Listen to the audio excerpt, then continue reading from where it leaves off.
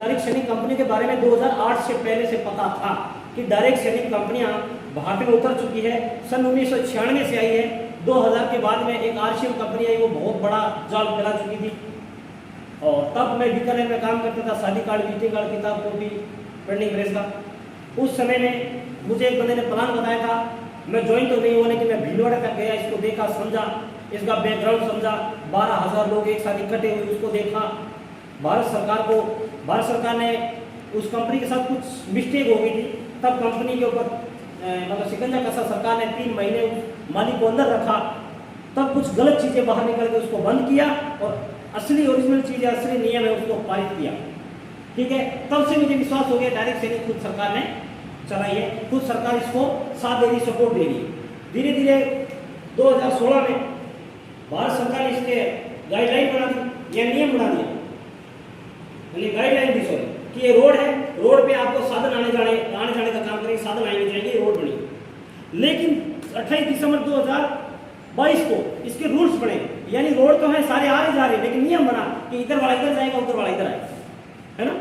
Rules बने, light का rules बना, हॉर्न का रूल्स बना, छोटे बड़े साधनों का रूल्स बना, नियम बना। रोड तो सब जा रहे हैं, लेकिन नियम नहीं था, नियम बनाया। डायरेक्ट सेलिंग 2016 से भारत सरकार की गाइडलाइन आई और 28 दिसंबर 2022 को भारत सरकार के रूल बन गए, नियम बन गए। अब नियम है सरकार का कि इस नियम को जो फॉलो करेगा, इस नियम से चलेगा, वो कंपनी पास जाए, भले करे अपना कितना कारोबार फैलाए, यहाँ क्या बाहर विदेशों में फैला सकते हैं, हर इंसान को ज्वाइन करा सकते हैं। इसमें कोई चीटिंग नहीं, कोई धोखा नहीं है, बिल्कुल सच है, लीगल है। यहाँ भी ये जो हॉल लिया गया है ना, इससे भी पहले पूछा गया सरपंचों से। सरपंच ने पूछा ये कैसा काम है, क्या कर रहे हो आप, कैसी मीटिंग कर रहे हो, तो इन्होंने भी लीगल देख के हमें छूट दी है, तभी आज बैठे हुए। एक बार जोरदार ताली हो जाएगी।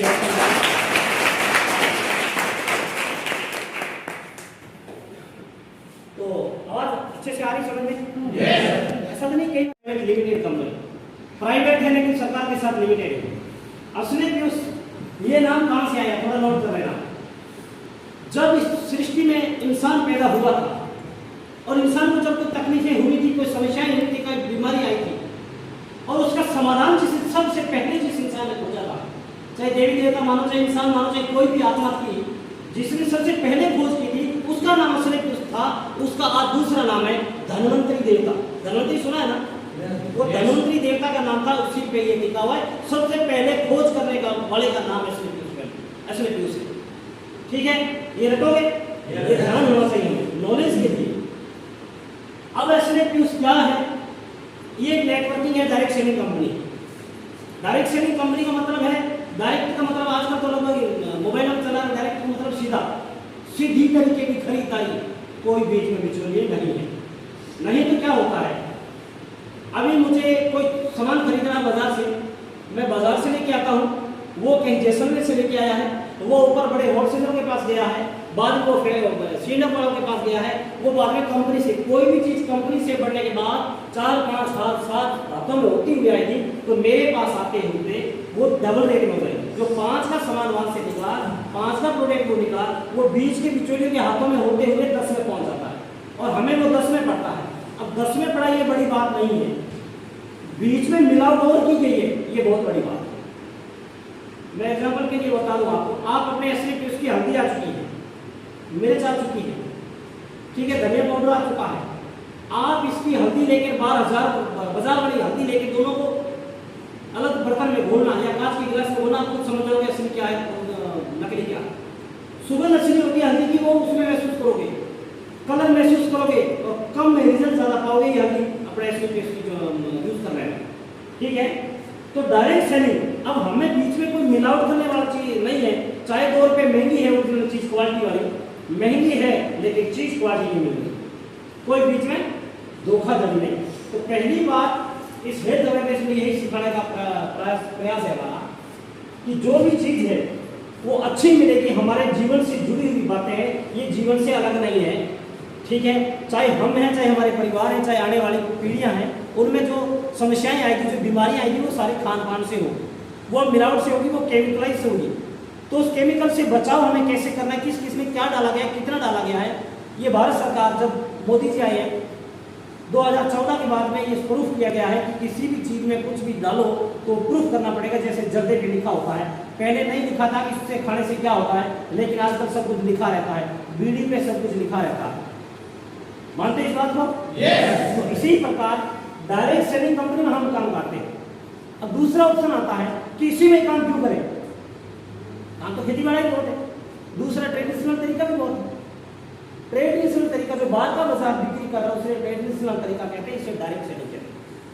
ठीक है, उसमें पहले क्या हुआ करता था, वस्तु का आदान प्रदान किया करते थे। जैसे मुझे गेहूं, मेरे पास बाजरा है, मुझे गेहूं की जरूरत थी तो मैंने इनको गेहूं दे दिया, इनसे बाजरा दे दिया। मानते हैं इस बात को?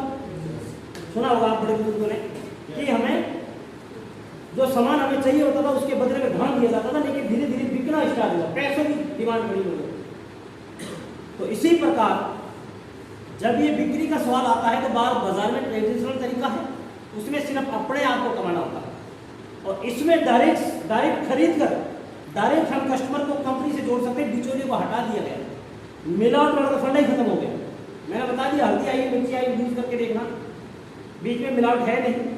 डायरेक्ट कंपनी से टच हो, डायरेक्ट मैं कंज्यूमर हूँ, कंपनी से जुड़ा हुआ हूँ, मेरे बीच में कोई मिलावट नहीं है, दूसरा कोई फंडा नहीं है, मेरे बीच में लिखित हुई है, जो आईडी लगती है, आपका आधार कार्ड लगता है, ये लिखित प्रूफ है कि आपके साथ वो कभी चीटिंग नहीं कर सकता है।